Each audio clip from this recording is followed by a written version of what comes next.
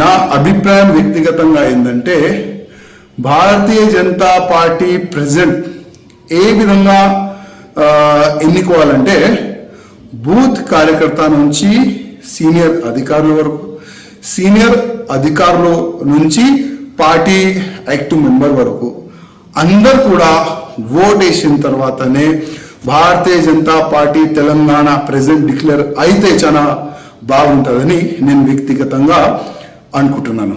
ఈ నా మనిషి నీ మనిషి వల్ల పార్టీ సర్వనాశనం అయింది. తెలంగాణలో భారతీయ జనతా పార్టీ ప్రభుత్వం రావాలంటే ఆ కింద స్థాయి కార్యకర్తలు, బూత్ కార్యకర్తలు పని చేసినందుకే 8 మంది ఎంపీలు కూడా గెలిచినాము. అందుకోసం ఆ కింద స్థాయి కార్యకర్త నుంచి పై అధికారి వరకు మా ప్రెసిడెంట్ ఈ విధంగా ఉండాలి, మేము ఈయనకి ఓటు ఇస్తాం, ఆ విధంగా ఒక ప్రొసీజర్ జరిగితే చాలా మంచిగా ఉంటుందని నేను వ్యక్తిగతంగా అనుకుంటున్నాను.